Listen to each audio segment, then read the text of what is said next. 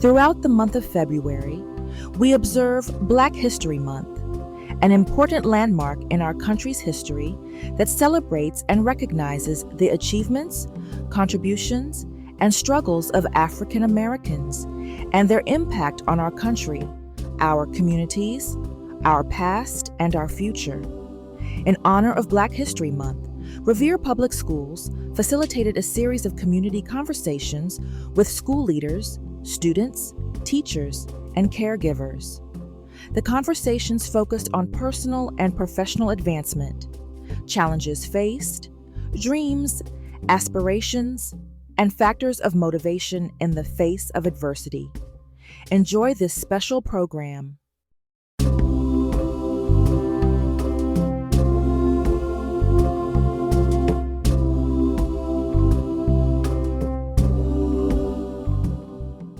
Good afternoon. My name is Francois Kojo.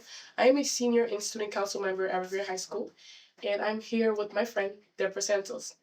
Throughout the month of February, we celebrate Black History Month, an important landmark in our country's history that celebrates and recognizes the achievements, contributions, and struggles of African Americans and their impact on our country and communities, while acknowledging the challenges that still remain in attaining equality and freedom. I'm here today with my assistant superintendent, who will share his views on Black History Month, challenges and experience growing up, and personal and career aspirations with us. So, Dr. Garcia, what comes to your mind when you think of Black History Month? I think Black History Month gives an opportunity to reflect on the contributions and the experience of African American in this country, and also it gives us an opportunity to remember all the sacrifices that our ancestors did, some of the ugly things that they have gone through in this country, and especially the current generation. We are all from different generation to learn from those things and continue to improve um, opportunities for African Americans and other Black people. So it's a perfect opportunity for us to reflect on and delineate the path moving forward. And what was your experience growing up, Doc? My experience growing up was a mix of joy and pain at the same time. We got to keep in mind that the country where I'm from was one of the one of the colonized countries in Africa, Cape Verde, and obviously we were colonized over 500 years. And during those times, um, the uh, the authorities back then prevented us from going to school. Our literature, our poets were prevented from um, reciting their poems. Our artists were kind of, prevented from playing their own songs. It was a painful experience for me, even me. So I'm sure that my parents, my ancestors also went actually to harsh situations. So it was tough, but fortunately, I had a very strong family with strong core values, very religious, that really taught us that despite all the challenges, we need to continue to press on and to work, uh, hard by showing resiliency and never give up. And that's the type of message that I want to pass on to our students. That despite the adversities that you may face in your life, there's nothing that can prevent you. And that's what I have been. Those values and principles have been guiding my life until now. So that's experience. I'm sure that I am from a family, a large family, comprised of five sisters and five brothers, including myself. So we all live in the U.S., but certainly um, it's a mix of experiences. Obviously, this is not a time for me to tell you everything because there are certain things that happen.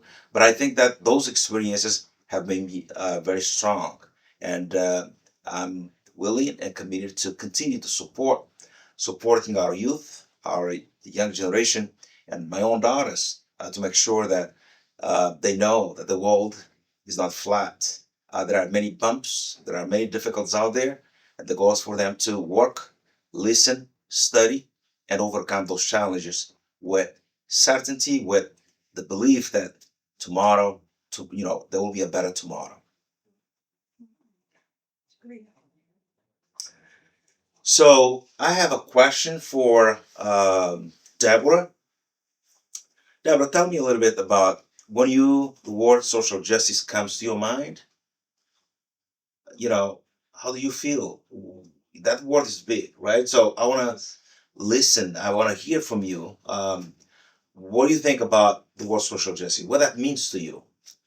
Okay, so me as a Brazilian kid in the United States, the social justice came to my mind as like, I don't know.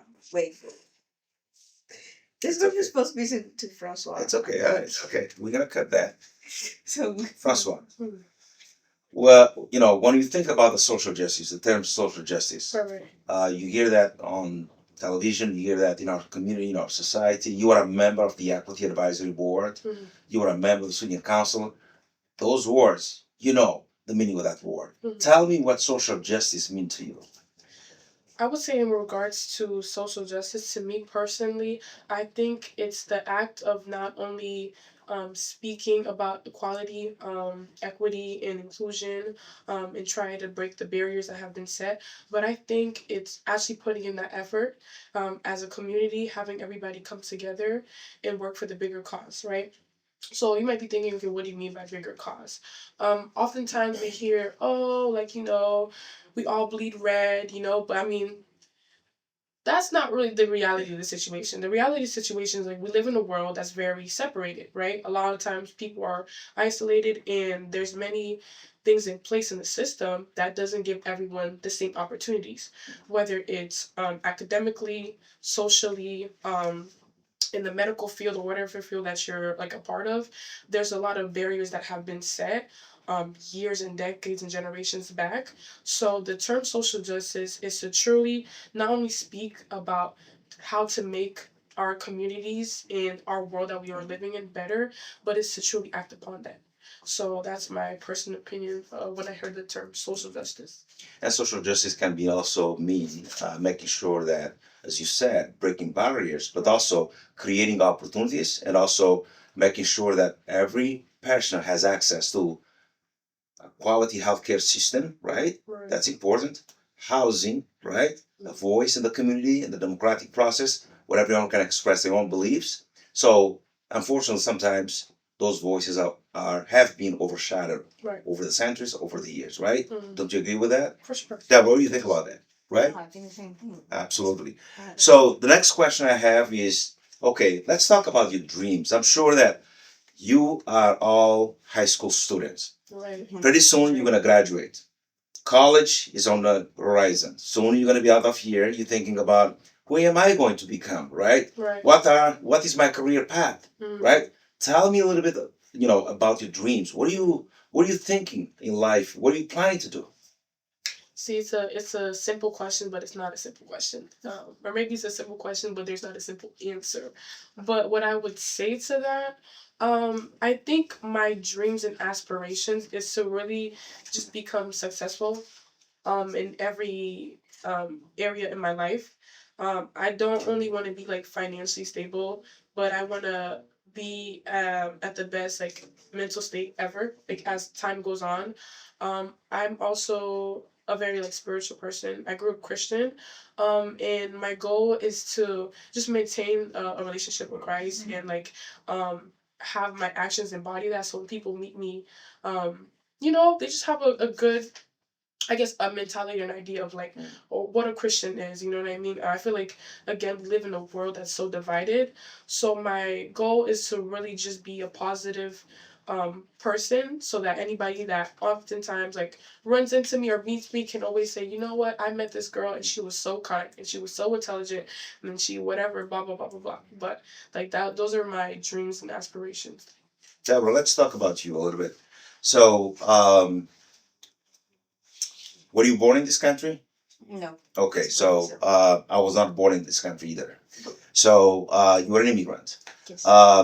When we look at the somebody that immigrated from Brazil, from Cape Verde, or any other country, so this is a country that Normally, we call it a country of opportunities. America is a country of Mhm. opportunities. For sure. So, talk to me a little bit about your aspirations as a student that was not born, raised in this country. You have a lot to share, right? Yeah. So, tell me a little bit about your aspirations. Okay, so since I was a kid, my inspiration was like to help people. That was my goal in life. Yeah. Help people and everything. So when I got here like 3 years, 2 years ago. So then my dad started saying like, "Oh, you're gonna be a doctor." He was like pointing like he was determining my dream for me. He was saying like, "Oh, you're gonna be a doctor like your siblings, and you're gonna do the same thing as them are doing." And I started thinking as I was growing up and seeing people, all the other immigrants around here, and I saw that they have a lot of trouble with that. Like to have rights here. Yeah. So with the language, there's something like there's a lot of problems with the language. So then I started thinking like, oh, I want to be someone like who help them, not as a doctor, but honestly, like doctors, they can help like a lot. But I started thinking that like, I want to be a lawyer, like those immigrants lawyers, that they can speak like more than one language, and then like they can understand other people's. So that's probably like the one dream in my life, to help people. That's my How, goal in life. how wonderful.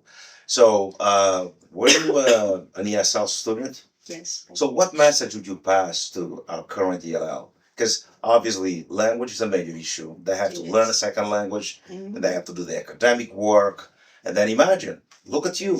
You came, you did the same thing. You learned the second language. Now you are graduating from Revere High, and here you are talking about becoming an immigration lawyer. That's awesome. So, what message would you like to pass to our ESL students?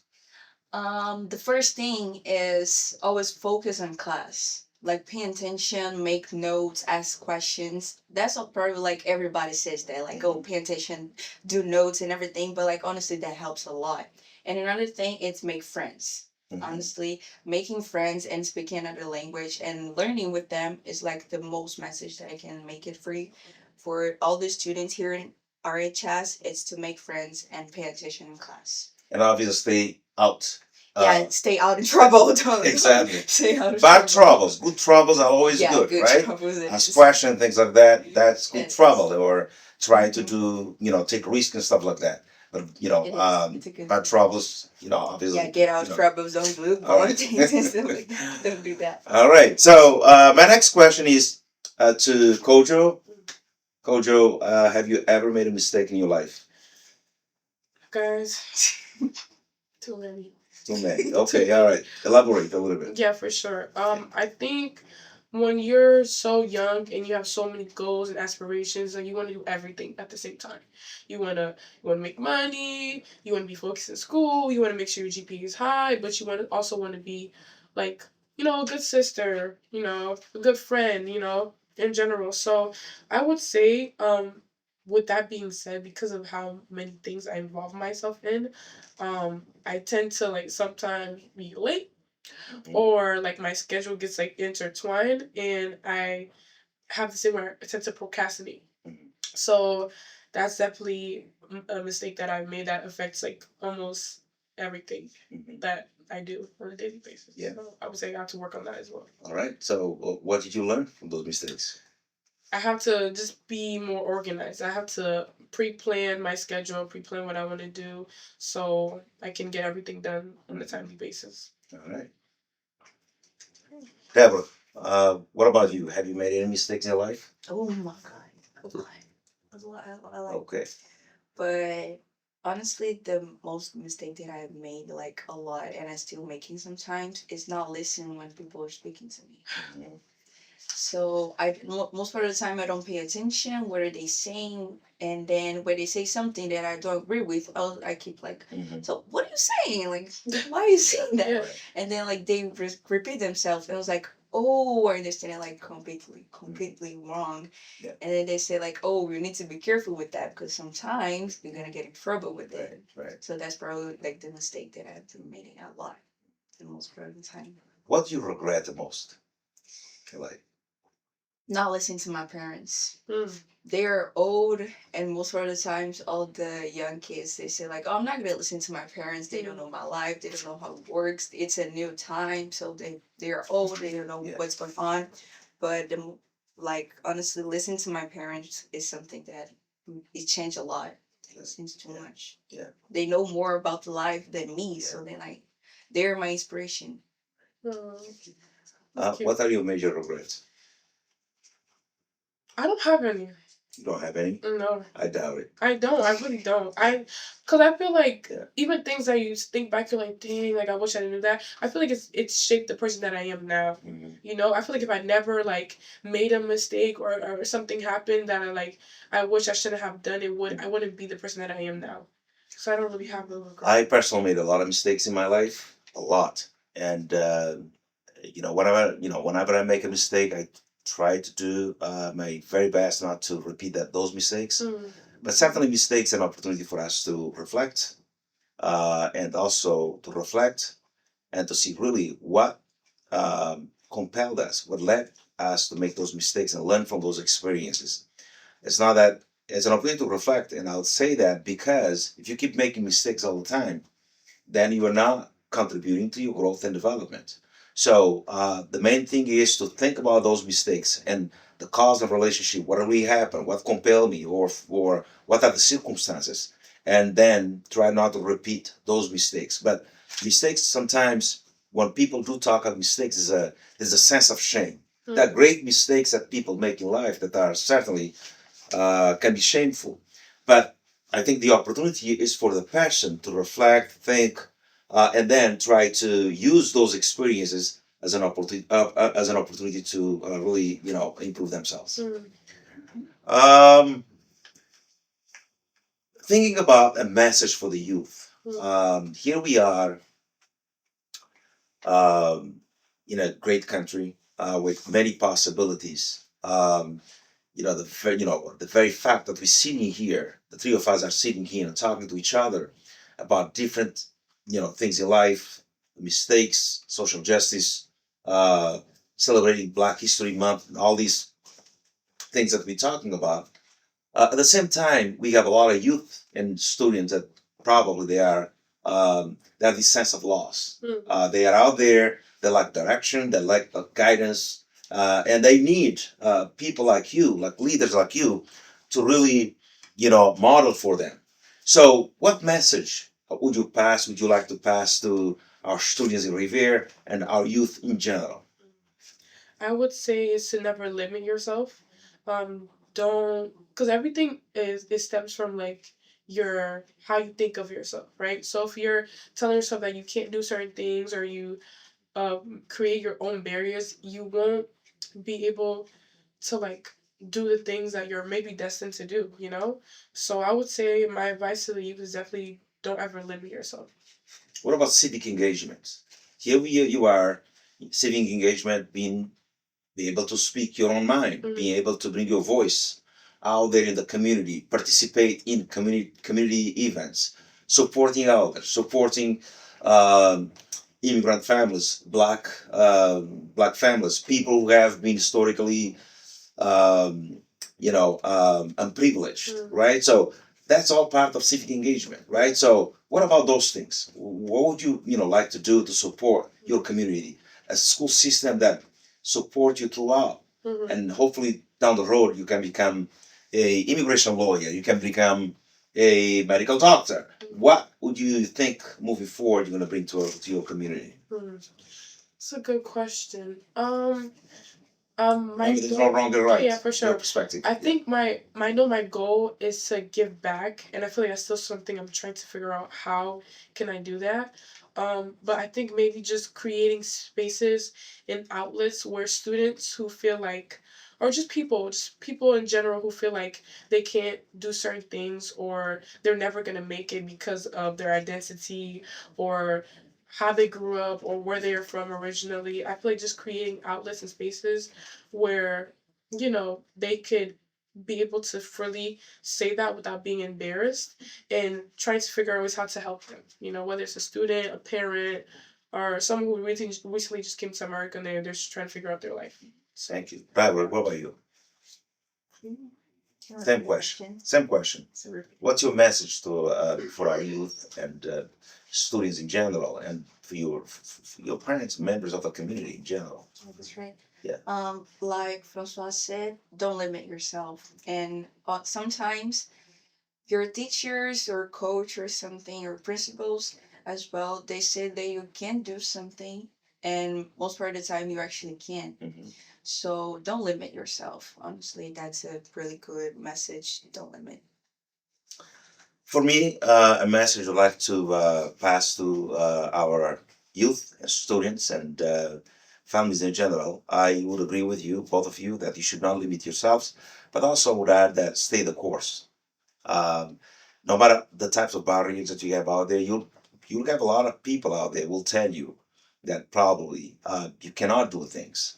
But as you said, obviously, you can do it. Believe in yourselves. Right. Believe in yourselves. Do not limit yourselves, and believe that everything is within your grasp.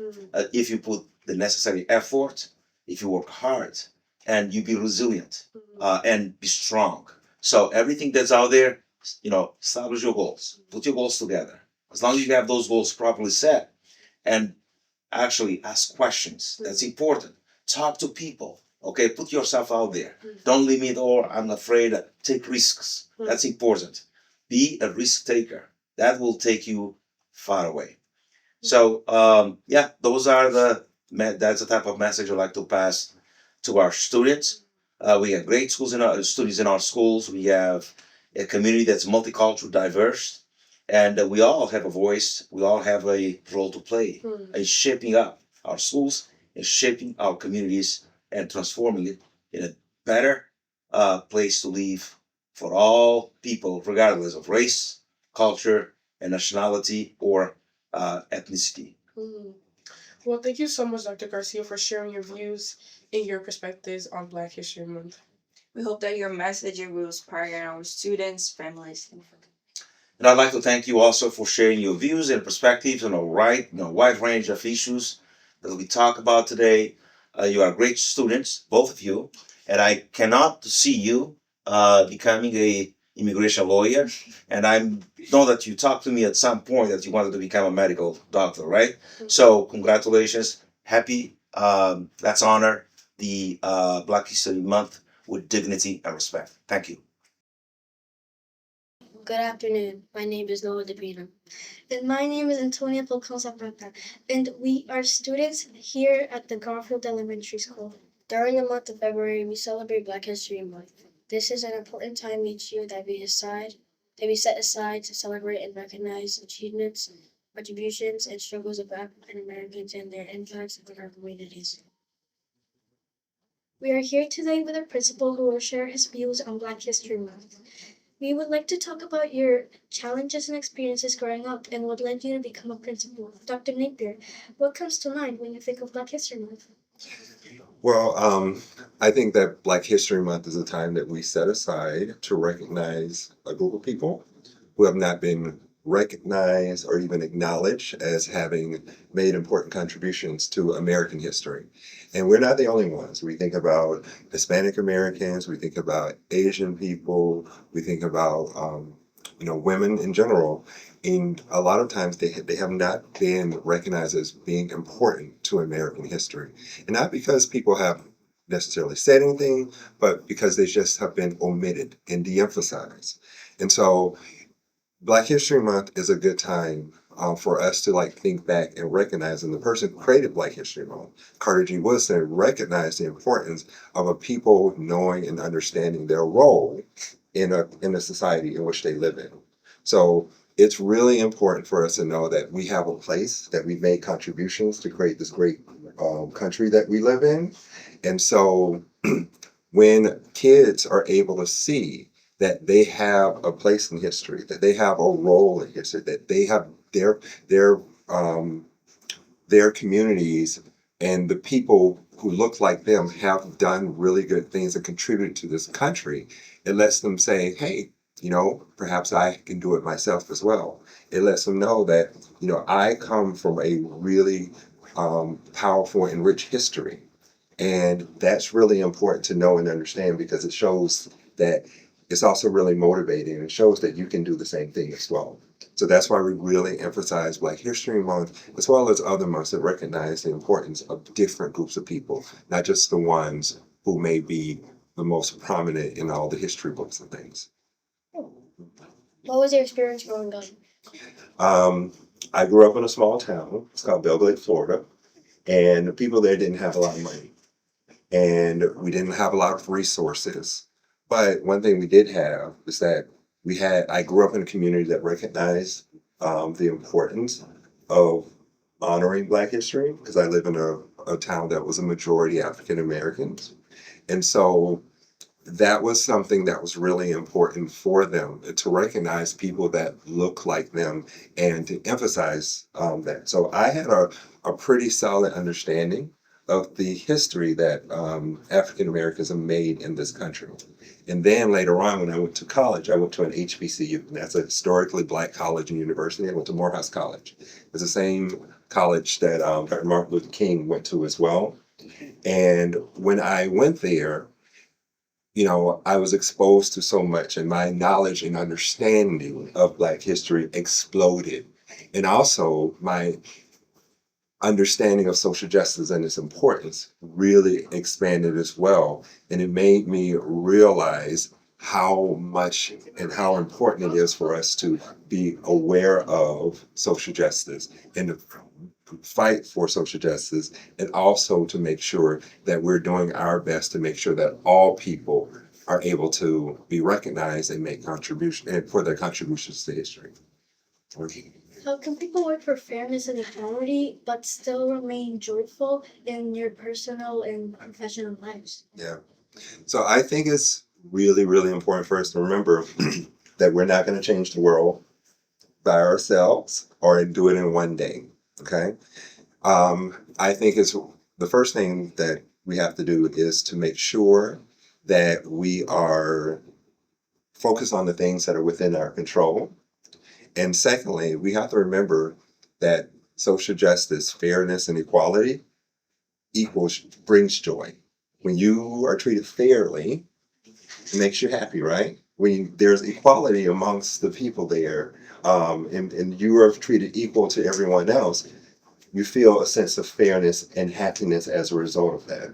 And so one of the things that I try to do as principal of this school is to, like I said, focus on the things in my control and lead in a way so that when you go into your classrooms, you learn a little bit more and you become smarter every single day. That's why, today's the 100th day of school. That's why we have this saying that says, today I am 100 days smarter.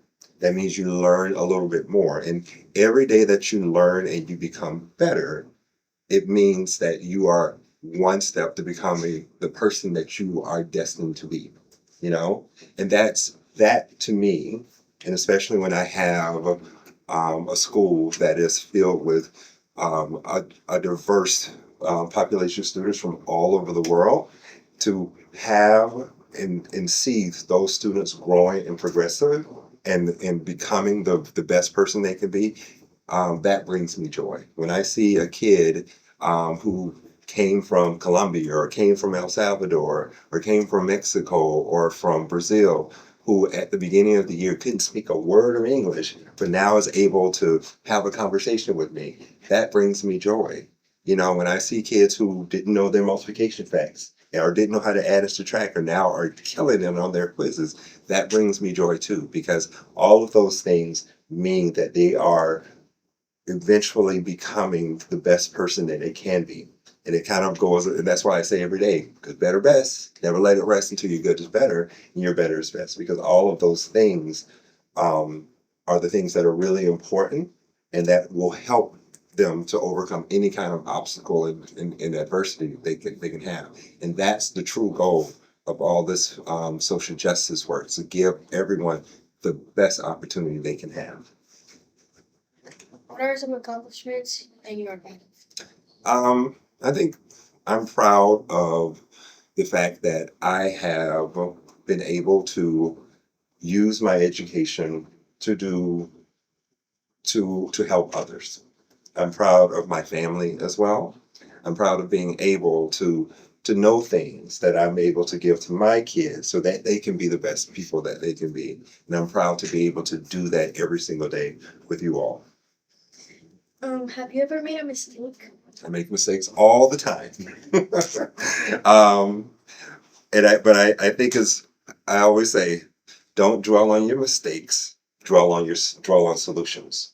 You know, um, if we spend all our time beating ourselves up about the mistakes we made, we're not going to think about what we can do better.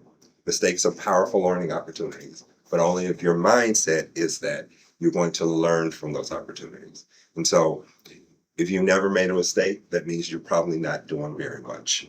You know, it means you're probably not trying very hard.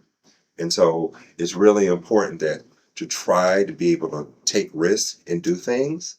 But even if you mess up, be like, recognize where you made a mistake. And it's like, all right, what do I need to do better? And that's how you do it. You think about the most successful people in the world, they tell you they make mistakes all the time, but they then turn those mistakes into opportunities for doing better. And that's how I feel you should approach it. What message would you like to pass to young people? I would just say work at being the best you can be every single day. It doesn't matter where you start, it doesn't matter where you're going. And it's really important for us to not judge ourselves by other people, but judge ourselves by the standards that we have set for ourselves. So if you are a fabulous student, your standards may be really high, you're going to push yourself to go even higher. But if you're a student who struggles, your standard may be, you may be at a different level, but the goal is growth. As long as we focus on growth, then that means we're moving in the right direction and we're putting ourselves on a path to success. Thank you, Dr. Napier, for sharing your views and perspectives on Black History Month with us. Thank you for chatting with me. It's been great.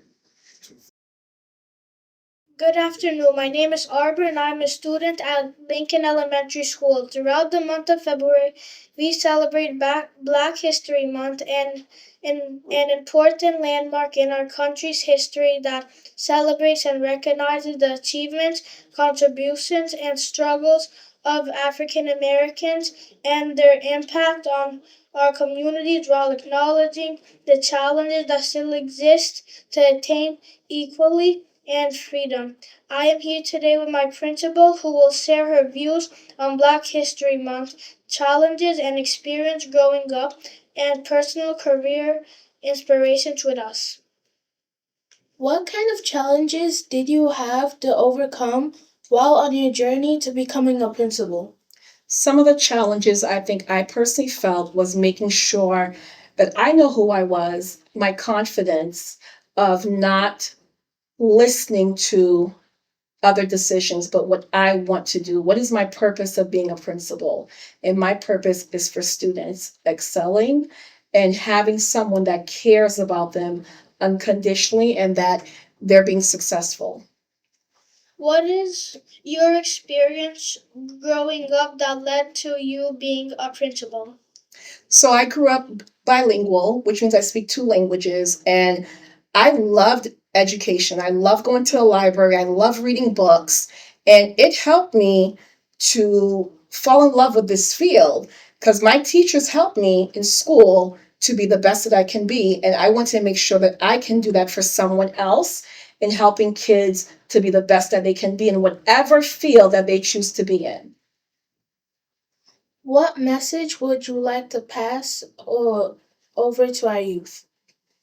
Don't ever let anyone deter you from your dreams and goals of what you want to do.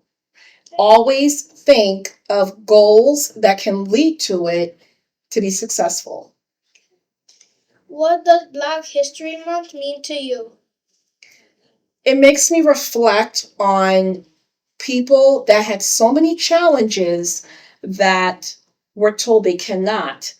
And they decided, you know what, I can. So when I think of the history, especially in America, of all the people that were told no, no, no, and they said, yes, yes, yes, I'm going to do it. So to me, that was something that I think about every time Black History Month comes along, because it's a time to reflect on people in the past that led the path to where I'm at. Thank you, Ms. Sherman, for sharing your views and perspectives on Black History Month. Thank you so much.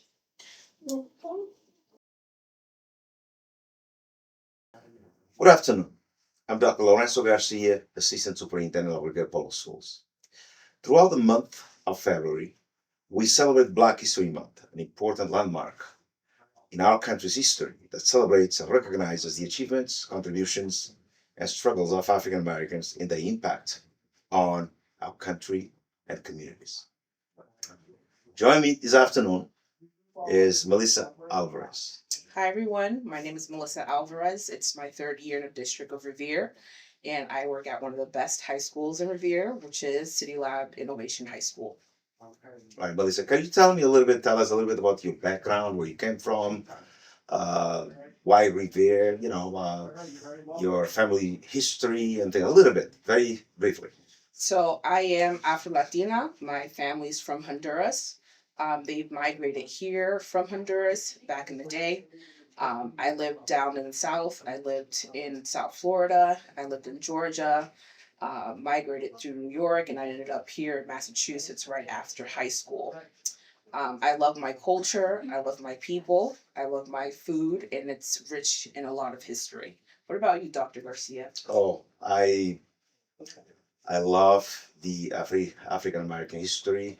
There's a sense of connection to the country where it came from. Actually, Cape Verde was used as a platform to send a lot of slaves to North America. So that's part of who I am, and it's part of my identity. So certainly the food, the traditions that you have, the rich traditions that you have, those are the things that I deeply share and I deeply cherish. Let's put it that way.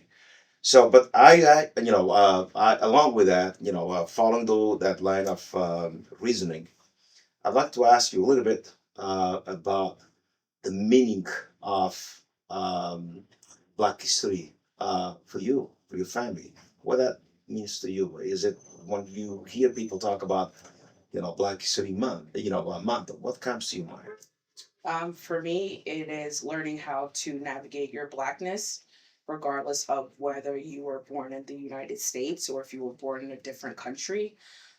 It's definitely a difficult transition at times, especially when you are young, trying to venture and find out your own identity. Going through school, meeting people from different cultures, having to navigate two different races when you're actually seen as one. Um, and just striving and letting other people know who you are as an individual. And Black History Month is not only one day. Black history is every day for anyone who is a BIPOC. Absolutely. Thank you for saying that. I have a question. This question is kind of uh, important in the sense that people of color have gone through a lot throughout the history in this country, but also in other places around the world. I can talk to you for hours and hours about my experience growing up as a black male during colonial times in Cape Verde and Angola, the two countries where I lived. But I would like to hear from you. Um, what was your experience growing up as African American in a country that is, you know, um, very, very racially, ethnically kind of divided. Let's put it that way. So, talk to me a little bit about your experience growing up. Um, Growing up, my first language was Spanish. And when I transitioned into the school system, obviously English was the primary language that you had to learn. So it was pretty difficult going home, um, speaking Spanish, and then trying to do homework, and your mother or father did not understand or read English, or going to a doctor's appointment where you have to translate. So working here, And working at any other school system, you can identify with a lot of the EL students in the district where they themselves are going through the same hardship that you can identify with, and learning how to give them comfort as well. Hmm. It is interesting that you said that because when we do talk about um, the navigation process, that process you got to navigate, between two cultures. You're talking about you're part of, African American, but also you have the Hispanic or Latino component. So how to navigate those two worlds? Um, it's pretty interesting. It can be difficult at times, especially when you are trying to make friends.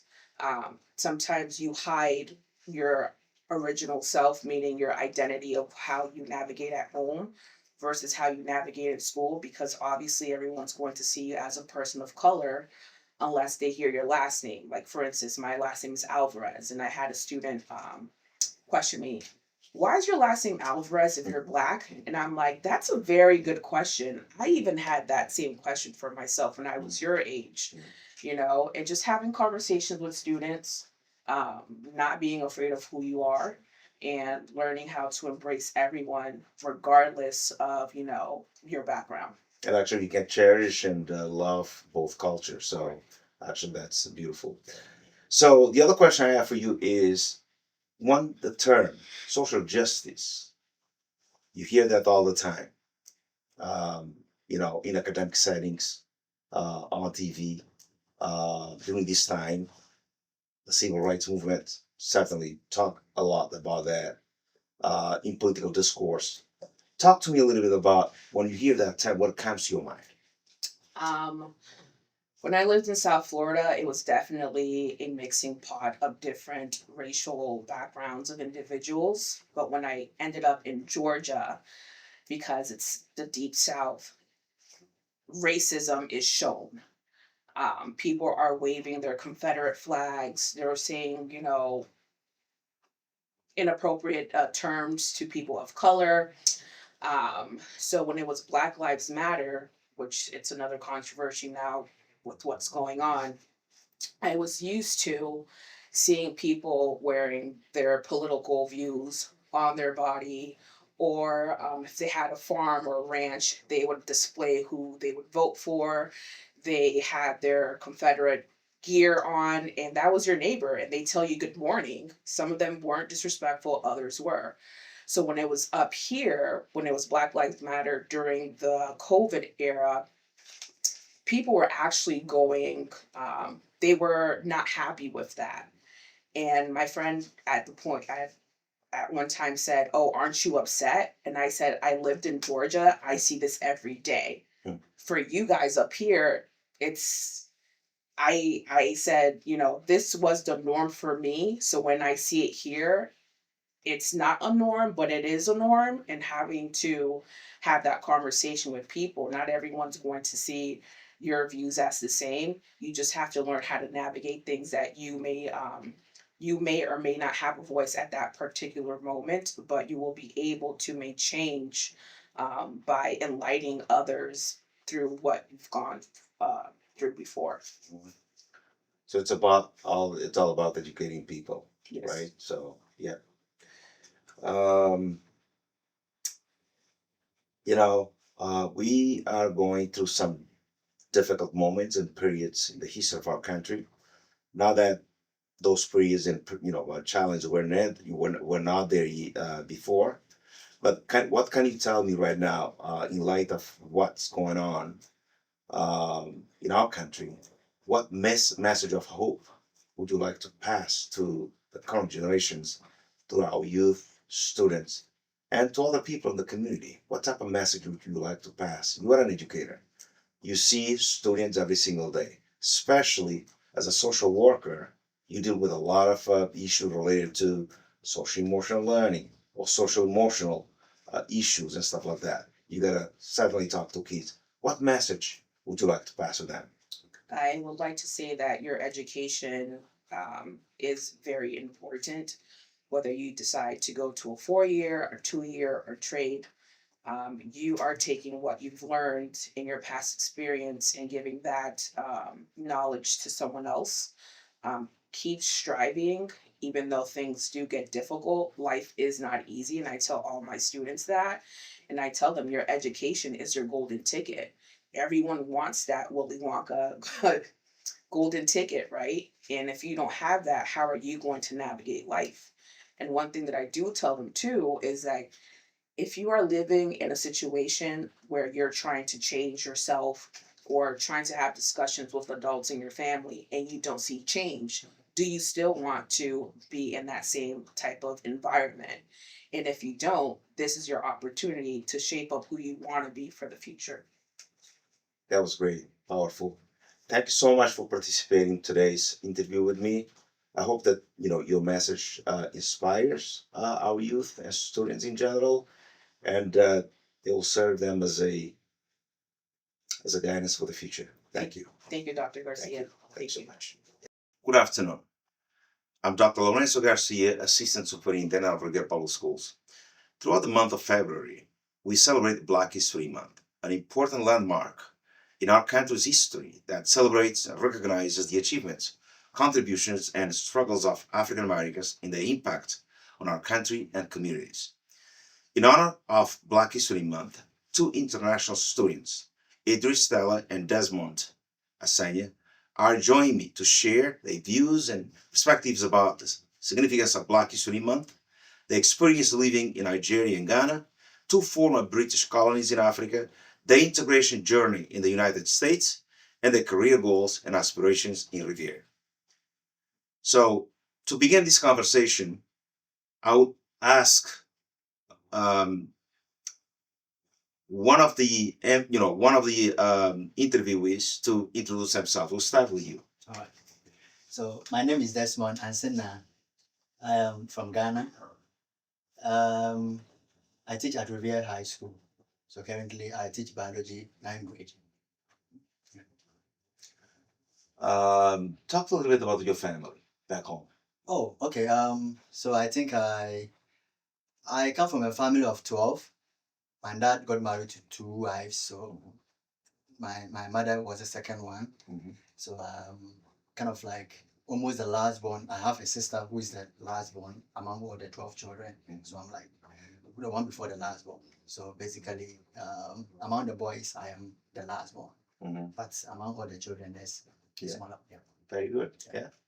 What about you, Idris? My name is Idris Stella. I'm a physics teacher at City Lab Innovative High School. I am from Nigeria. It is the most populous black nation. Most people don't know. We are almost about 250 million people. I'm from a family of about 7. Yeah, 7. Well, with the adopted ones, maybe 8. Because in Nigeria, we kind of have a community life where we kind of bring people in. Not like the adoption that we know in the Western world, but anyone who is like a cousin and all that can live with you and you all live together as a Like family. a large family. Yeah, I'm the first child in my family, so I'm like a father Mm-hmm. who is being called on every Yeah. time to answer questions and give guidance. Yeah, so that's all about. Very good. So, Idris, when you hear people talk about the Black History Month, I'm sure that as a teacher, as an educator, you have also dug into some literature, reading about the American history, some of the trajectory that Africans, the journey they traveled in this country, all the way up to now, starting with slavery, the period of emancipation, all kinds of things that probably you read. What comes to your mind? Well, I can say, growing up in Africa in the 80s, this history is part of us. And being Nigeria to over 250 million, like I said, the most populous black nation, a lot of slaves were taken from Nigeria. Right. So we're also even taken to the museum in Badagry, where you see the big chains and everything that was used on people, and the history is being told to us. And many of us as students, when we go there, we are always crying. And then this story is being linked to the way they were taken to America, the British Kingdom, and all the way to Brazil and the rest. And we're also even being told of our culture and language that still survives in places like Spain, Brazil, where people who still do some of our spirituality, which we call Orisha. So this kind of like help us to link our identity based on those of us in Africa and where some of our roots have been to, like in America and the British kingdoms. So this is what comes to mind. And also some of the songs that we were taught then, we have like a song that says everything that happens when the colonial master came in. The first idea was deception. Then later they become emboldened, where they have to come with guns and then get people and take them along. So different places, different part of the world. This is what comes to mind. And I'm always thinking, how can we keep getting better as Black nation, as Black people, so that we can get recognized and be respected all over the world. Thank you. What about you? Yeah, thank you. For me, what comes to mind is basically the slave trade. That is the first thing that comes to mind when you mention Black History Month. I remember, like you just said, the city I lived in Ghana before coming here is Cape Coast. So that was one of the transit points.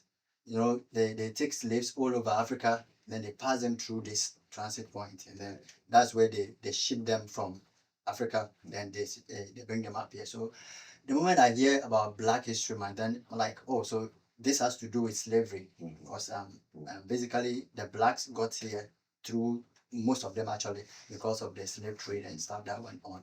So yeah, that is what I've always crossed my mind. Right, yeah. So the same thing applies to my country. It's history repeating itself. So I was born in the Cape Verde, so which is a country that was colonized by Portugal for over 500 years. We are a country, very young country that became independent in 1975. So pretty much similar to many other African nations. So the arrival of Europeans in Africa and the slave trade that you just alluded to led to massive migrations from Africa to other parts of the world. So how that affects your family, your ancestors, people who have gone through some painful moments during the colonial time. Do you remember anything? Your parents tell you the story. Your brothers. How do you see that Well, in schools? Did they talk about this in school? yeah, like I mentioned, there's a song. I can even remember some ending of the song where they said, when they get them to the ship, they say to them, bring out their guns, and they say to them, do you think I'm joking? Get on board. Do you think I'm laughing? So we have like a song that we sing. So whenever we hear this history, whenever we sing this song, kind of bring the memory back. And the older generation, when they say these things to us, then like this is what happened, this is how this happened, and this is the time we got independent. This is the time we were able to stop the situation from happening any longer. And even like I said, the museum, when you get there, there's a well where they said they take water from and they give them to drink, and that water makes them to forget where they're coming from, and they can never go back to where they're coming from. And also there's a part where we were shown on the sea where slaves are kept for like 24 hours to 48 hours, so are chained and standing in the water. And then they kind of like let us know that, think about it, if you're standing in water for 24 hours, how would you feel? So these are the things that comes to mind. And then, the general information and the things we see every day, even up till now, kind of remind us of what has happened there. It reminds us of what you passed. Yeah. Very present in our memories. Yeah.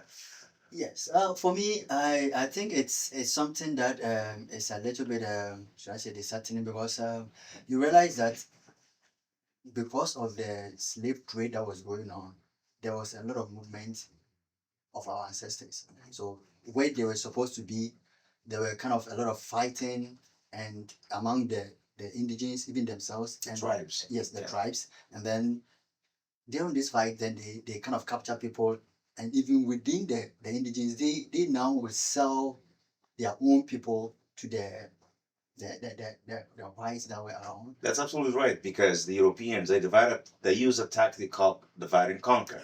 That's what it is. Yeah. So they instill hate among tribes, and the tribes, sell each other, because that's what they wanted, Yes. right? So I see where you're coming from. So because of that, it's actually affected a number of our ancestry where they were supposed to be.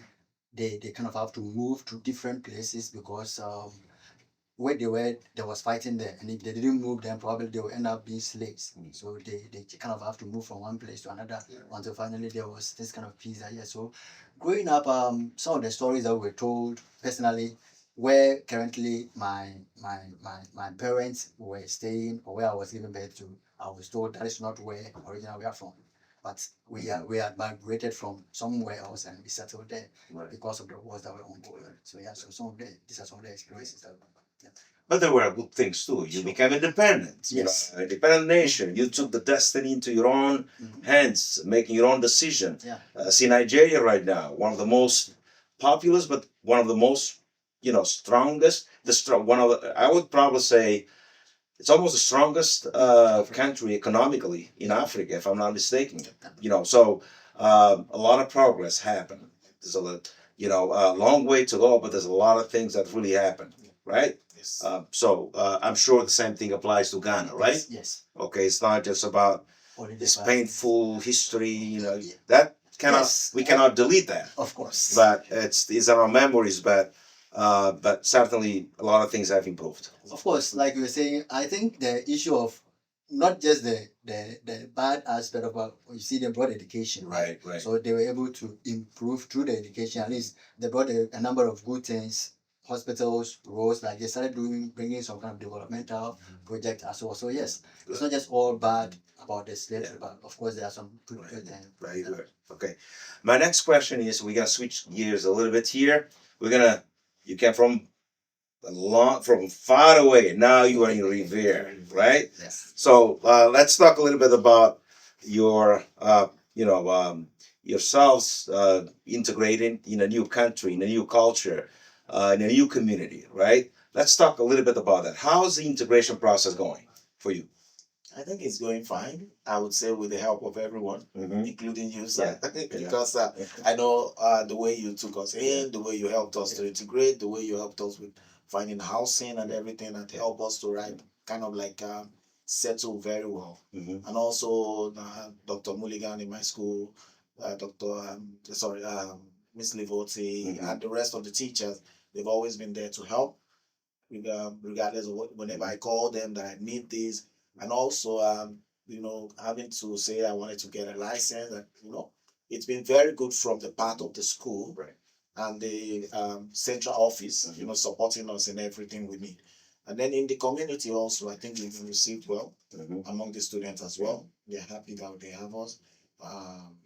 Even today when we went out, a lot of them were helping me to take pictures without even asking them. So it shows that definitely it's a happy community. So I believe with time we get more used to this place, and probably our accent will change soon. Yes. And summer will be here soon. You're gonna be able to travel. New England's a beautiful place. You can travel to other, states.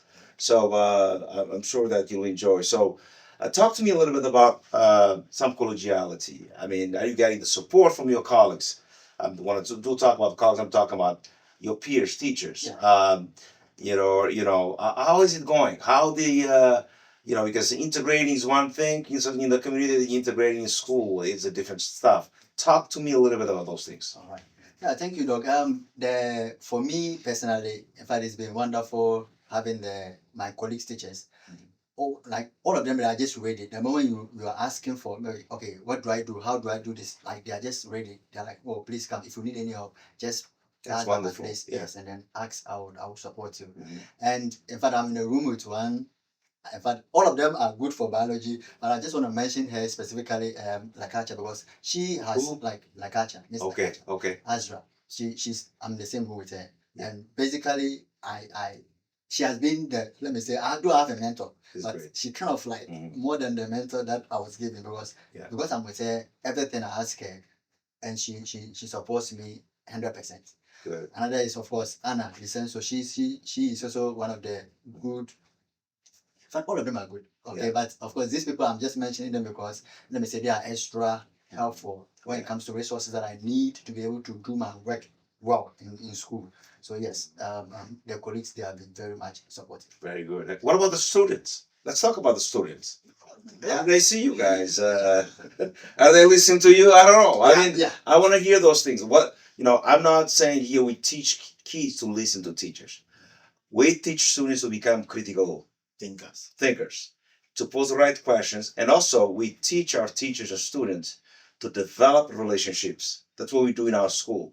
Because listening all the time, listening is important, but not listening to be like a docile kid who is going to be sitting, not afraid of asking questions. We want our students to take risks. We want them to pose questions. We want them to relate to our kids. Let's talk about the relationship here. How do you see our kids? Well, I would say many of them are quite good in my school. I don't know. Maybe they're just like kind of like special students for me. We kind of connect very well. Yeah. And being that I taught in Spain, I'm also trying to polish my Spanish. So we always try to like do a little bit of conversation in Spanish. And whenever I want to get them to pay attention, sometimes I'm like, hey, hello, hola, ¿cómo estás? At the end there, and we're joking and like, well, mister, you didn't say it well. This is how to say it. And even there are some of them, I call them my Spanish teacher. I say, oh, you're my teacher. And then I laugh, no, you're the teacher. I'm like, you're the teacher in Spanish because you're helping me. I think they've related very well. Although when we first started, there is a little bit of issues with a few students, maybe about 2 or 3, who doesn't understand what I'm asking of them. Yeah. But later they understood that, oh, this is what he wants from us. Because I want them to be able to be independent in terms of doing their work. And especially because I'm teaching physics. Physics is a subject that you need to practice. It's not as directly easy, kind of. You need a little bit of practice to get better. But for now, I think we are kind of like fine. Awesome. Yeah. You the same? Yes. Just to add a little, like you said, initially, of course, there were some bit of challenges there because we're just new. Yeah. Kind of, we're still trying to find. They were tasting the waters. Yes. So, so you see some of them trying to prove a little bit stubborn, if I should use that word. But of course, for now, yes, you cannot always have 100% obedience or like those kind of things. But now, we are really good there. The rapport is there. Very good. Yeah. So we are coming to the end of this interview, but I want you to tell me, what message of hope do you want to pass to our students? Here you are adults, coming all the way from Africa from other parts of the world. You have international students here. What hope would you like to pass to our students? What message would you like to give them? Given the context that we have in our country, in the world in general. Well, since we have this is a Black History Month, right? Yeah. I would say let's every one of us take something from the Black History Month, which is the perseverance of the Black people, right? To be able to get the independence they need, to be able to get to this point that we are, from people who are not seen as anything to people who are seen as a lot of things right now. If in my school, I've been seeing different quotes by different Black leaders and people, very inspirational quotes. I want people to just have that same perseverance in whatever you're doing, whether it's schooling, house, at home, at work. Let's just go on with that perseverance and have that hope that everything is going to get better. Thank you so much. What about you? Yes, for me, I think it's just simple. Never give up. Nothing comes easy. So I know we have a lot of multilingual language learners here in our schools, and some of them are really finding it challenging, understanding content and a whole lot of things. So, but the message I want to tell them is that they shouldn't give up trying to be who they want to be. Okay, it may not be easy, but with time things will fall in place. So they shouldn't give up. They should just give up their best, keep doing what they know how to do best. Just giving their best, the maximum of their time, and then I believe things will be well. And be resilient. Yes. Never give up. Yes. As you said. So we just interviewed these 2 gentlemen from Great Africa continent. They're here with us. I just want to thank you for expressing your views and your perspectives about the integration aspect process that you're going through, and also to talk about the experience in Africa and the connection between colonialism in Africa and what really happened in this country also with our fellow ancestors that came here before. So I just want to thank you very much. We'll continue this conversation, as we get to know each other better. Thank you. Thank you very much. Thank you. Thank you for having. Good morning. I am Dr. Lorenzo Garcia, Assistant Superintendent of Revere Public Schools. Throughout the month of February, we celebrate Black History Month, an important landmark in our country's history that celebrates and recognizes the achievements, contributions, and struggles of African Americans and the impact on our country and our community. Wati Sana, one of our parents, is joining me this morning to share her views and perspectives on Black History Month and her experience growing up in the United States. To start off, I'd like her to introduce herself. Sure, thank you. I'm so grateful to be invited to talk on this subject. My name is Watisana again, and I've been a Revere resident going on 2 years. I have a daughter who's a 4th grader at the Hill School, and then a son also who is a 6th grader at the Romney Marsh. And we have been very active, particularly in sports, cheerleading, football, basketball. We love all of that, and just grateful to get to know more and more people as we've been here from all walks of life and all backgrounds. So I'm grateful to share my experiences and anything that you think would be helpful. Of course, yeah. And thank you for being such an active parent in our community, our schools. Of course. So we're going to start with the first question, which is, what comes to mind when you think about Black History Month? Well, the number one thing that I think comes to mind is be able to tell and retell stories about just how Black people in this country in particular have overcome various issues, how they've been able to navigate challenges and still succeed.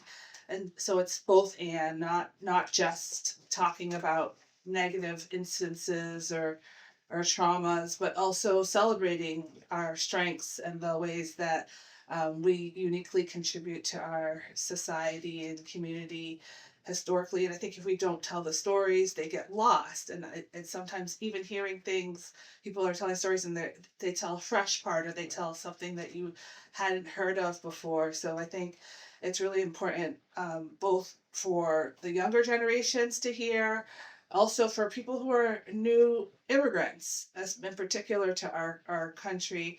I think sometimes there's a connection that's lost in terms of people who are coming here from other places are often so hungry for work that they are maybe more tolerant of things that people who have struggled and lived here longer have fought to eliminate, or whether it's workers' rights or things that were not the same in their countries abroad. And so I think it's so important for new arrivals to really understand that history so that they can take on some of those same sort of understandings of whether it's limits around work and personal family time, or our right to equal pay, or or just access to healthcare. There's a lot of things that when I work with families who are from other countries, that sometimes we just assume that people know things, and that it's not because they're not intelligent. It's just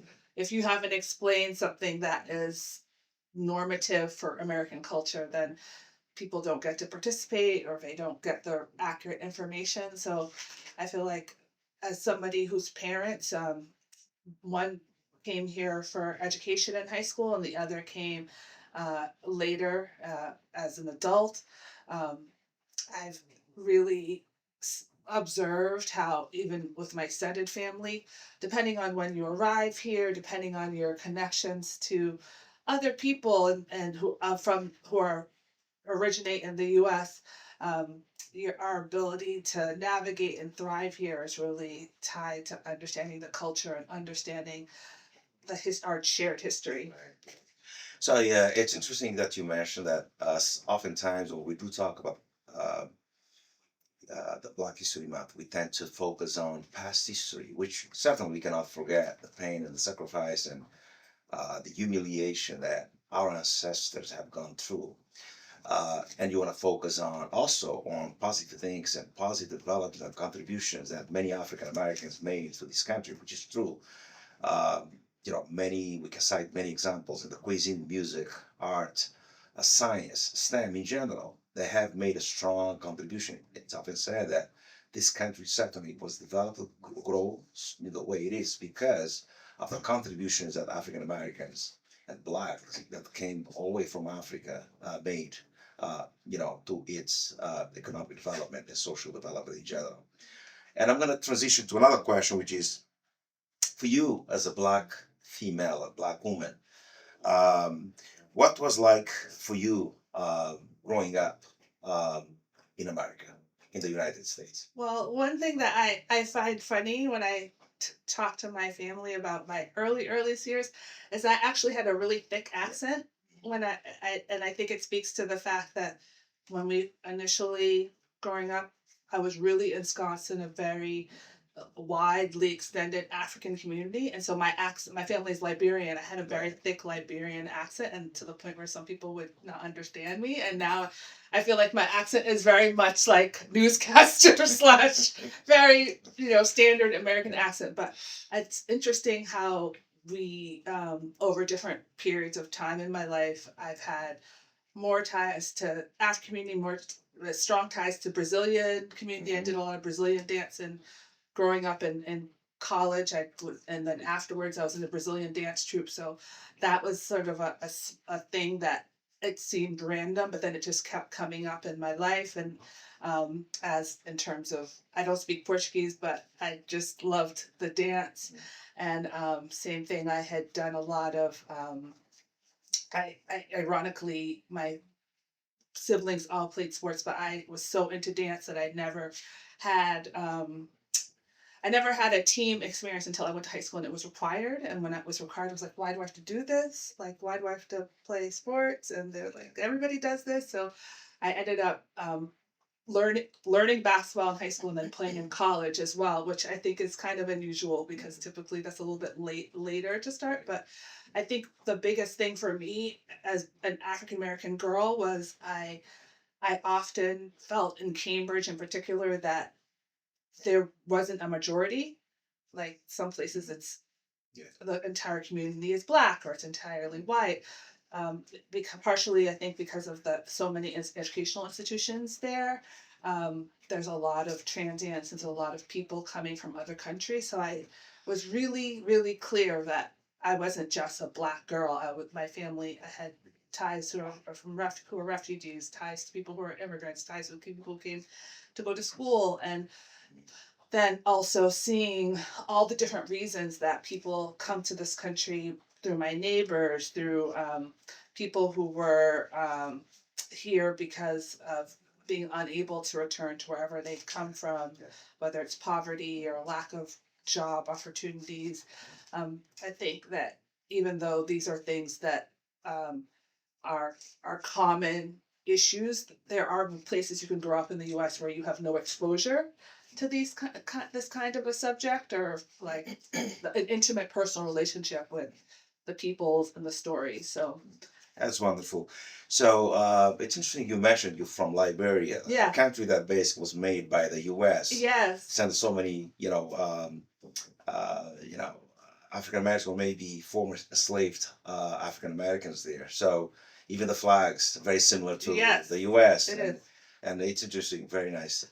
It's throughout this conversation that we learn people's background. I Yeah. had no idea that they were from Liberia. Oh So yeah, it's wonderful. yeah. So let's talk a little bit about your personal journey, your personal experience, your Mhm. personal career, your aspirations, and things like that. Can you talk to us a little bit about those things? Because obviously, here you are. This video will be seen by many students, by many of our youth and the community. And probably people will look at you and say, look, the things that she's done and some of the struggles she's gone through. So what can I do? And certainly she's an inspiration for me. What can I do to be like her, or maybe similar, or some lessons I can learn from her along those lines? Sure, of course. So I think one of the things that has informed me the most has been my experience growing up in a household that was intergenerational, which I don't know. I think that I don't even hear that word very much any times. Like sometimes people just think my house is overcrowded. Like why are all these people here? Yeah. But you know, my mom got pregnant with me her junior year of college, and it was a historic time in our country because we just recently passed Title IX. Title IX is a law that makes it illegal to discriminate against um, any gender and for an organization that receives federal funding. And so that was significant because my mom would end up being the first woman in the United States to get pregnant in college and then complete her studies. Mm. And so I think that where it might have now I think a lot of people can see how that is a huge accomplishment. And my mom was at Simmons, and a lot of people across the world, one of the number one reason they don't send their daughters to school is this stereotype that they'll just get pregnant. Like we should invest in the boys because Yeah. the girls, their lives are dedicated to their husbands. And so even though we can see it now, I think as a huge achievement for her family, it was quite shameful because it was like, this is exactly what we didn't want to happen. And so I think that has been a kind of a even something that we didn't talk about a lot, but I was always very aware of how important it was for her to graduate, and also very aware that I think as we talk about Black History Month, one of the things that really impacts the lives of women of color in particular, and when you think of like pro-life issues or issues of the right to choose, is that they're not always encouraged to move forward with their pregnancies. There's always there's a lot of focus on other issues. So I tell that story because it indirectly influenced my career path and working in early childhood education and with teenagers around uh, some of these issues of I've done a lot of breastfeeding advocacy, and I breastfed my first child for 3 years and then my daughter for 4 years, so 7 years straight. So that's a kind of a long period of time, but I think we also know that during the pandemic, a lot of people breastfed longer. But I think my willingness and interest in women's rights, especially around fertility, around their ability to navigate how best to get support. My grandmother, as I said, in an international generational home, came to live with us, and it was huge.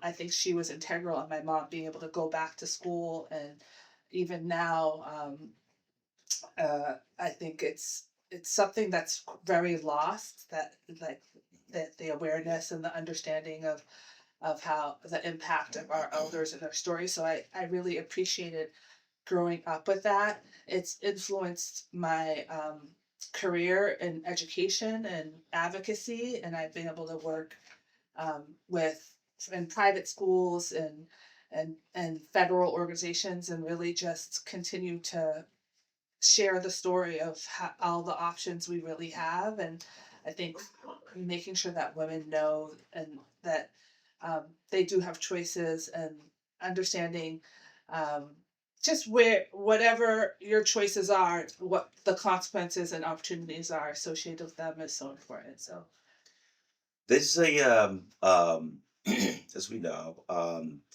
we have a lot of people who have fought very hard for civil rights in this country, civil liberties, opportunities, social justice, and things like. When it comes to leaders and people really champion these types of causes, right?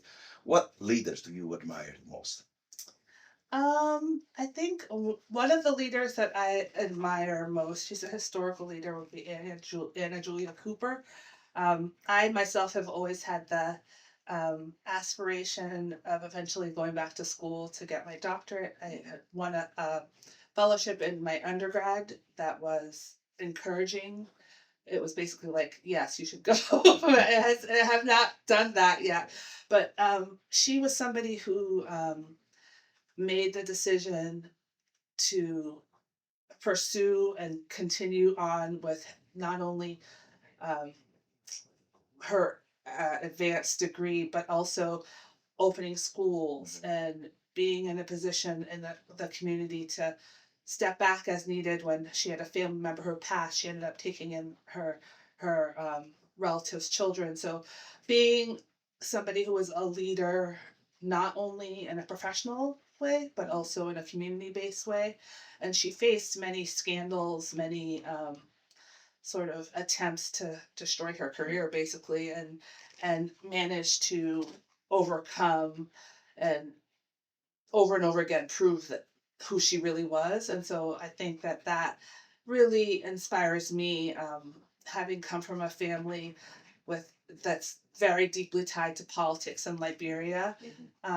One of the issues that is still, I think, an issue for Liberia is that um, it's the only country in Africa founded by African Americans. And so we, as African Americans who went back from the United States, took a lot of the issues and struggles from the US back to West Africa. And so I think watching over the years President Ellen Johnson Sirleaf, she's a woman who was our first female president, navigate going into a new way of thinking about class, thinking about culture.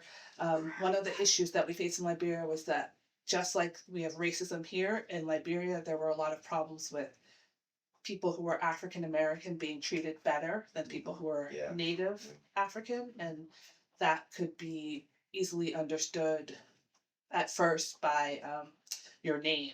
And so I think my parents made an active choice and fighting against that to give me a name that's indigenous and from West Africa, versus a lot of my cousins are like Michelle and Susan. So I think our names and the people who inspire me the most are those who balance that. They make a commitment professionally, but they also are very present in their communities. Right. So you spoke about this is going to be the last question. So Sure. you spoke a lot about the intergenerational gap. So here you are coming to an end of an interview with this wonderful message you're putting out there. What specific message or hope would you like to convey to our youth or students? Well, I think the biggest one is really that you should figure out what your gifts are and what motivates you, because I think there's always focus, like if you're taking 8 classes at the high school or whatever, you may not be the best in all of them, but there are areas where you shine. For everyone, there's somewhere that you shine.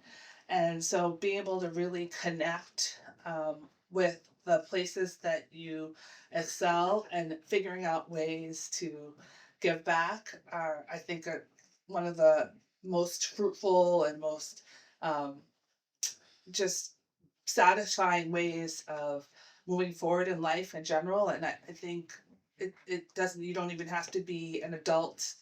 Obviously, our young people, I don't think you should just wait. I think you should, any opportunity you have to help others, any opportunity you have to recognize something that you're good at that's maybe your peers struggle with, being able to be as a resource is so important. So I think that as somebody who as a young adult, I actually had a car accident that was very scary, and which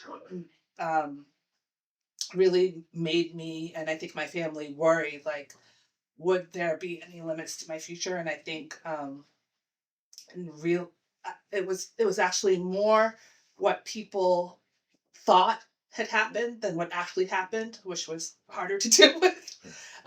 And so in my own life, I've seen how, even though I've had struggles, by just persisting and focusing on what I can do and focusing on who I can impact, I've gone much further than spending time trying to adjust things that I do need help with, or that are not maybe not a priority.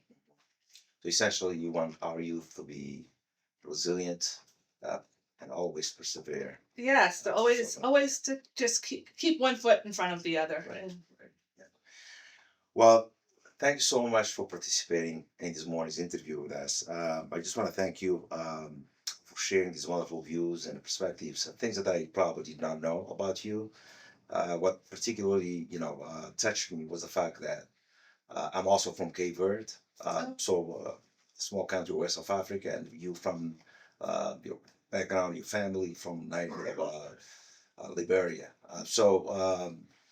I just want to make sure that people hear what you got to say, and that we take important lessons and learning from the message you convey, you share with us this morning.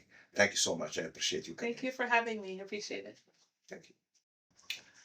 I'm Dr. Lorenzo Garcia, Assistant Superintendent of Revere Public Schools. Throughout the month of February, we celebrate Black History Month, an important landmark in our country's history that celebrates and recognizes the achievements, contributions, and struggles of African Americans and the impact on our country and communities. Eduardo Berry, one of our teachers, is joining me to share her views and perspectives on Black History Month, her experience growing up in the United States, and so on and so forth. To start off, Eduardo will do a short introduction of herself. Yes, so my name is Eduarda Berry. I am a teacher, resident of Revere. I've been here since 1999. I've been to the elementary schools, the high school.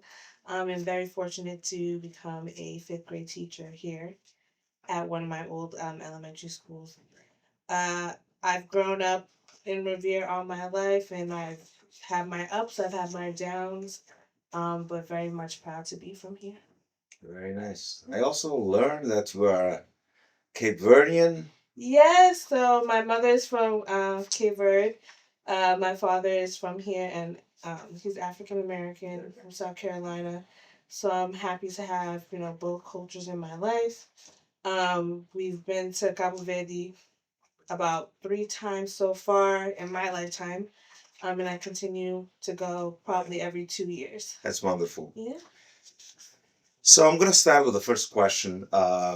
Here we are celebrating the Black History Month.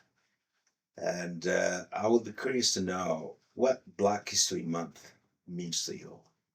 As a person who was born and raised in this country, Mm-hmm. that certainly has seen some things. And I'd just be curious to know for you to share your experiences with us, with me, but also with our students, with our families, our community in general. Definitely Black History Month means something definitely special to me. Growing up in and mostly predominantly white neighborhood, you see that you're different. And I've had my mother and father, I've had my siblings and we really had to lean on each other when things were getting hard. Um, but I see Black History Month as like how we've changed throughout generation to generation. Things definitely were harder. They still are, but I definitely see the change of things getting better. And how important representation is for either me or other Black students and my family members. I feel like without that, I wouldn't be as confident as I am in white spaces or just secure with myself, basically. I know who I am. I know what I'm capable of. I know how smart and beautiful I am. So Black History Month has it's changed me. It's raised me, and I'm able to hopefully give that back to other Black students. That's so that I wonderful. teach. That's so wonderful. And because we usually when we ask people these type of questions, many people tend to focus on, experiences from the past, which those experiences are certainly very important Absolutely. for us because it's a frame of reference. but also we need to celebrate the achievements. Black is beautiful. Yes. Black people have certainly contributed quite significantly for the growth and development of this country. It's often said that America certainly, was built on Black shoulders. Let's put it that way. Absolutely. So I'm glad you focus on those type of things because we have a lot of things to be proud of Absolutely. and celebrate. Absolutely. Here we are. You are a Black woman who has gone through our system of education, Revere. So tell me a little bit about some of your challenges, struggles growing up um, uh, in Revere and in this country. Yes, of course. Of course, as a little girl, you don't really see the differences until someone points it out, and then makes you kind of feel bad about things.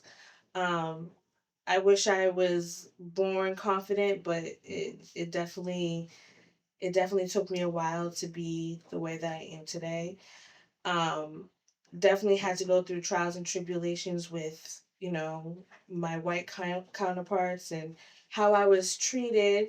And, things that were funny to them weren't really always funny to me, and how I had to like stick up for myself. But when I got older and I knew something was making me feel uncomfortable, to call out that uncomfortableness and make people realize that what they're saying shouldn't be said.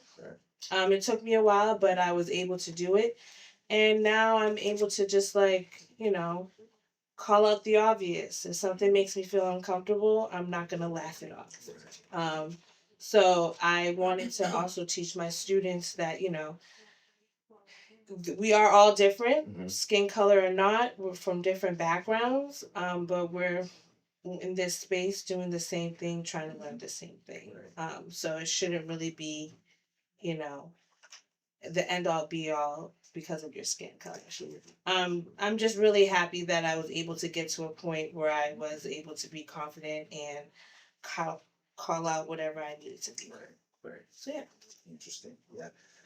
So my next question is, we when we do talk about Black History Month, um, and certainly when we do talk about the struggles that other minoritized groups face in this country, we always tend to talk about social justice, this big concept of social justice, and things that needs to be done to ensure that we all benefit from this country for what this country has to offer, right? So talk to me a little bit about how would you center joy and social justice. Just like I said earlier, Black is beautiful, and I wanted to definitely exude that. I wanted to make sure that, there's nothing wrong with being the type of person that I am, or there's nothing wrong with being African American. Um, the joy part definitely has to come within. Um, I feel like I have to come into spaces um, with joy, or it doesn't exude. I feel like if I'm not who I'm meant to be, if I'm not, being who I set out to be, that I'm just gonna fall in the background. Right. And I don't want that. Right. I don't want that for any of my my students of color to be in any of those type of spaces. So just coming in with a purpose and always understanding that you are here for a reason. Yeah. So throughout our history, this country and also around the world, Black especially played a critical role in advancing social justice, and also they played a critical role in ensuring that the civil rights movement was there for a purpose, which is basically to ensure equality, ensure fairness, ensure liberties, and so on and so forth. When you do talk about those leaders, what leader do you admire the most and why? What leaders I admire the most? Um, so recently I've I see the work that Malcolm X had done, although it was a little bit more more violent than I would like. I see his purpose. I see why he did things Yeah. way differently than Martin Luther King Jr. But it definitely, as you get older, you definitely see why different moves were made, and just to make a statement. Right. Unfortunately, you have to do big things to have people like look at you and understand why you're doing certain things. So reading more books about him and learning his past, it's really it's amazing, and I'm so glad that we had people like him, and others that really took the time to actually like make a change. Because without them, I probably wouldn't be here today. That's wonderful. Yeah, for Well sure. stated. Yeah. So, thinking about all the things you have done, Mhm. you have gone to the Revere Public Schools. Mhm. You have a very strong grasp of our political system and the struggles that people of color, blacks, immigrants go through in this country. The change that has been made, but also the struggles that still remain. Yeah. What message of hope would you like to pass to our youth and students in general? Um, Definitely the message that education is very important. School might not be for everyone, but to educate yourself on things around you, making sure you know your rights, making sure you understand, where you come from and how you got here, to better your education, to further your education. I love school, and I love going to school and learning new things, and degrees are great. Having my master's is great. Adding on to my resume is great, but the knowledge that I'm able to like take in and even like let my parents know, they weren't fortunate enough to continue their education. They they did their careers, which is great. So was I, but I was able to financially able to go ahead, further my education, and definitely make myself a better person. I feel like I probably wouldn't become a teacher, or I'm not able to, let my mother and father know about these things.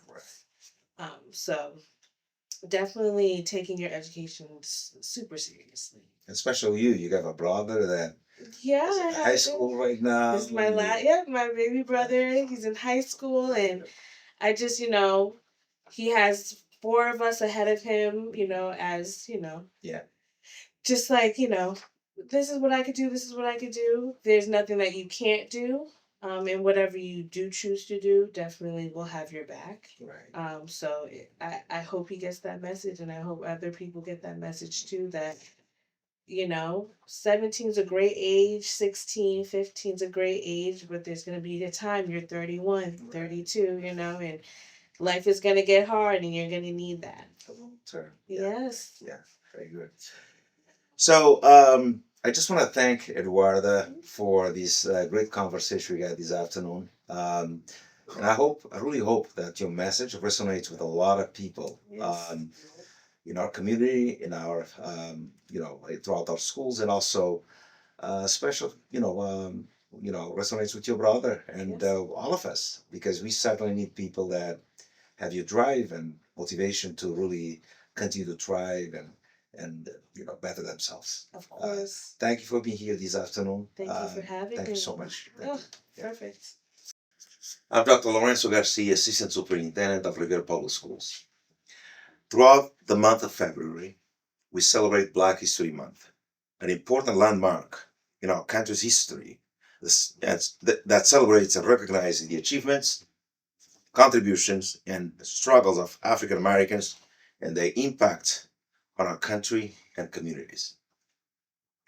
Yolande is one of our parents. She's joining me this morning to share her perspectives and views on Black History Month and her experience living in Africa and the United States. Yolanda, before we start off this conversation, I don't even call it an interview, it's a conversation we're going to have. Yes. Could you introduce yourself a little bit? Tell us who you are, your background, and things like that. Okay, thank you, Dr. Garcia. Of course. My name is Yolande Marie Magure. I'm originally from the Côte d'Ivoire, the Ivory Coast, and I came to America since 1997. Okay. Yes. So I live in America for a long time, long while, and I have 3 kids, one in Africa and 2 girls here where I'm raising. That's So wonderful. that's all I Yeah. can say for now. Yeah. And, I know that you're the mother of one of our students, Yes. Francoise Kojo. Mhm. So she's been an active member of our Equity Advisory Board. She's also, a member of the Student Council here at Revere High School. So amazing things. It clearly shows that you're a great mother, and certainly you instill in your children the values that we are all want to ensure that they become resilient, they study well, and they do well in life. And we you. appreciate you for being a good mother. Thank you. So my next question will be: here we are celebrating the Black History Month. What can you tell us when you hear the word celebrating, Black History Month? Thank you, Doctor. First of all, Black History Month for me is just a month people choose in America to celebrate, Black people, I guess Black skin. Right. For me, we are celebrating Black history all year long. Absolutely. But specifically here, they choose a month to celebrate Black, which is not bad. It's okay. But me personally, and my family and around me, we celebrate Black people every day, all year long. But recognizing what Black people do, what Black, they do in this country, and this month, it's okay too. I like that. Yeah, that's certainly an interesting perspective. Black History Month, or Black people, should be celebrated every single day. I agree with you 100%. But, taking one day, obviously, or a month, or to celebrate, it's always good. But I think we all should be celebrated, especially, all Black people, but especially Black female leaders. Women, we know the history of women in this country and all over the world, and especially Black female leaders and Black women. They certainly Thank you. have withstood the most. So certainly it's important, to celebrate. So the second question I have for you is: tell us a little bit about your experience growing up in Africa. I am, an African man. I immigrated to this country about 30 years ago, and certainly I'm from Cape Verde. You are from Côte d'Ivoire. continent, which is African continent, Côte d'Ivoire. Can you tell me a little bit? We all have different stories. We all were colonized. Tell me a little bit about your experience growing up, or the experience of your ancestors, your siblings, the struggles I have gone through, but also some of the joys, some of the things, wonderful things that are happening in your country now. Okay, thank you, Dr. Garcia. Yeah. I'm born in Côte d'Ivoire, grew up a little bit in Côte d'Ivoire. Côte d'Ivoire is a country where we have almost everything. But the colonization, the impact of that colonization is still in Côte d'Ivoire until today. So when I was growing up, my own mother, she was selling the fish. So she was working so hard at the port to take care of me and my sibling, which she did very well. Because in Côte d'Ivoire, when you don't know people and the government, you can't do anything. Right. And my mom, because my dad too died earlier, she doesn't know people in the government. So she has to work so hard Yeah. to send me to school, me and my sibling, and send some of us here in the United States to have a job, Our life. to continue education.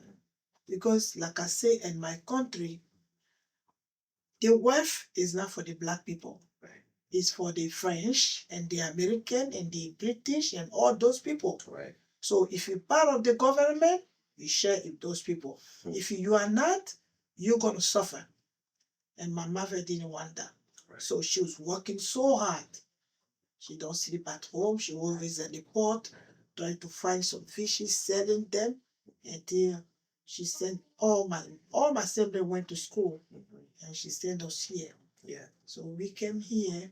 So I came here in 1997 in the United States, this big country. I came here. Me, I respect the law. When you come in people's country, you have to respect the law. Absolutely. That's what I was doing. I respect the law and I follow the law. That's why I never been to jail. I even never went to a police station to be in jail or something like that. So it was good to be here. I met my daughter's father. I have my 2 kids, and I didn't go well with us. We separated, but like my mother did, I didn't let my kids down. Of course. Even if I'm tired, I'm always there for my kids. But this country, I guess it's a good country. Because why we don't have in Africa? I mean, we have, but we don't see us, Right, people right. like me. Right. I guess if you too. Absolutely. We have to come here Yeah. to have what we cannot have in Africa. Absolutely. Because I agree. everything's already occupied over there. Right. So Actually, there are 2 things that you said that resonates with me. One is what we describe, what's happening in your country, also partially happens in our country. The issue that we got back home is that although we became independent, but some of us and people in the government, certainly, their minds are still colonized. yeah.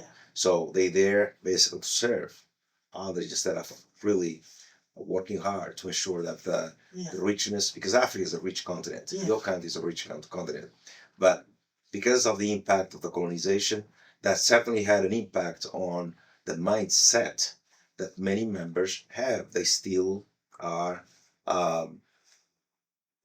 at the service of the masters, Yes. former masters. Let's put it that way. Yes. So I appreciate what you said.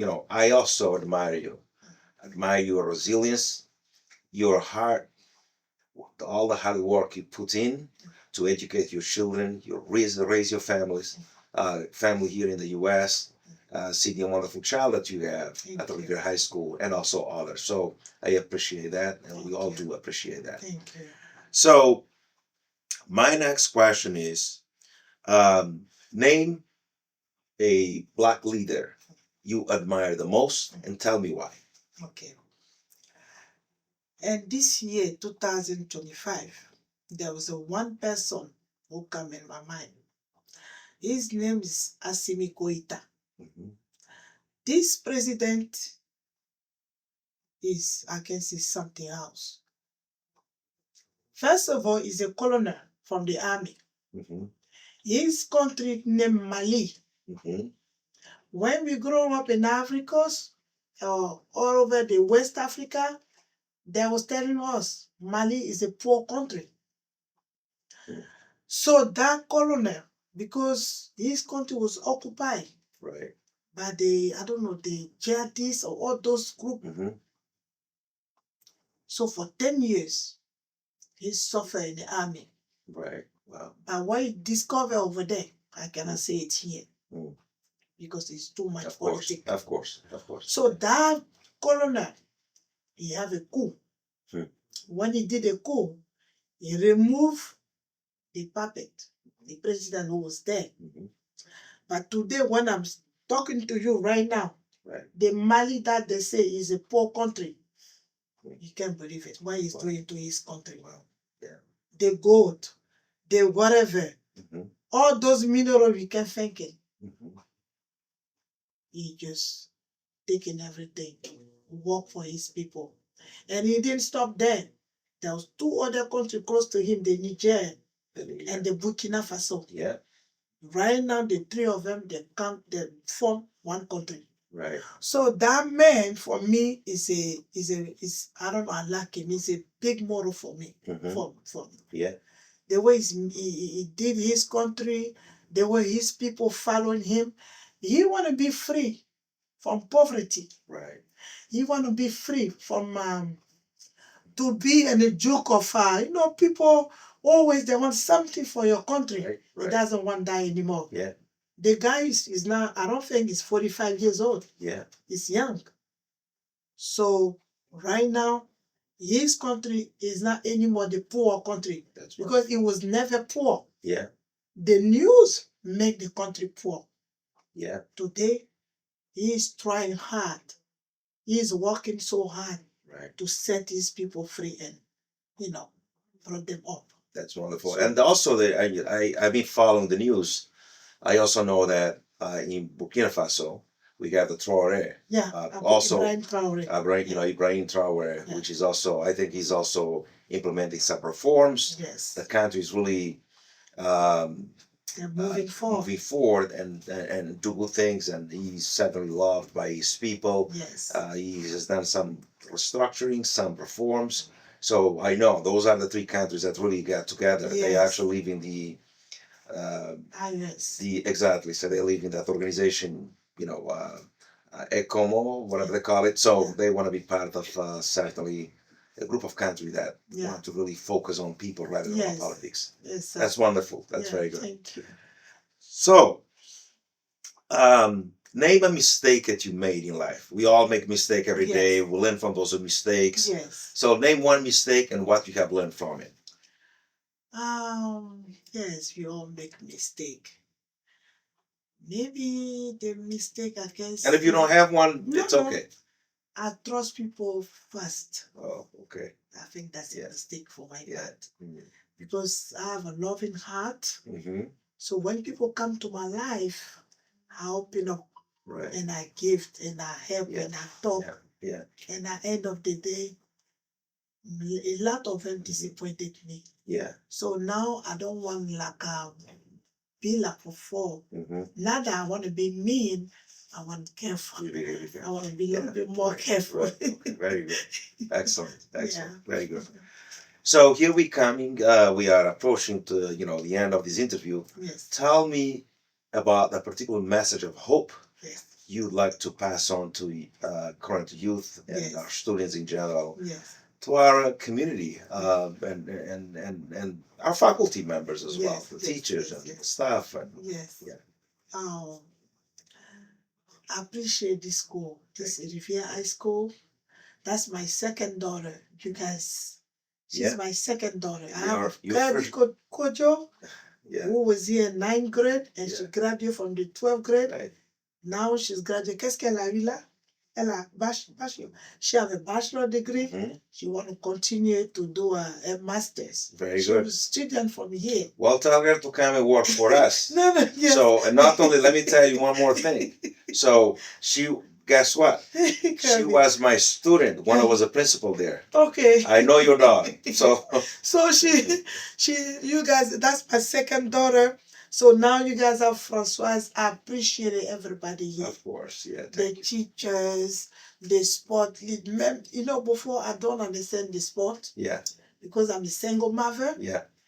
I used to call the what you call the coach to tell, listen, Right. you have to release Kirby Mhm. because she have to watch Françoise. Right. Because I didn't understand the sport. I need to work. Yeah, But the lady always patient with me.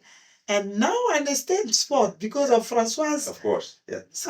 Last time I came here, I see some students, if no parent like me, not because I don't want to come, but sometimes the work take me so much time. So I appreciate all the stuff here Thank from you. Revere. Thank you. Now for the youth, I have a message for the youth. I want the youth to recognize their parents. I want them to recognize the effort the parent to raise them. This have nothing to do with black or white or brown. I'm talking about all the parents. Because those people suffer to bring up the kids. Absolutely. To encourage them to come to school, to study with them, to go work hard, even when they don't have a strength, to make money to pay the rent, to help those kids. So you have to love your parents, be proud of your parents. And please, I know there was a message in America here where the drug is that you have to take the drug to be powerful or to do whatever. I encourage the people not to take drug. Because the drug, if your mind is now too much drug, if you take it, you become crazy sometimes. Absolutely. Yeah. So I want them to focus at their school. Because education, anything you do, you have to have an education. Even if you want to be a YouTuber, you want to be a movie star, you want to be a big athlete, you have to be educated. So I want them to take their education seriously. And I love them so much, all of them. That's all I want to say. Thank you so much. This is very inspiring. I just want to thank you for sharing your views and ideas on the Black History Month with all of us.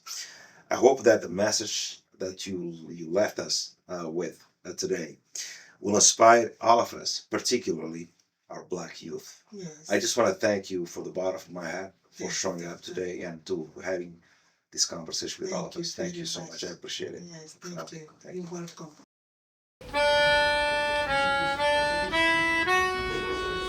We hope you enjoyed these conversations. Through this activity, we aim to cultivate trust and confidence in our school leaders, students, teachers, and caregivers, especially those from the BIPOC community, that success is attainable through establishing realistic objectives, exploring new opportunities, resilience, and exemplary leadership.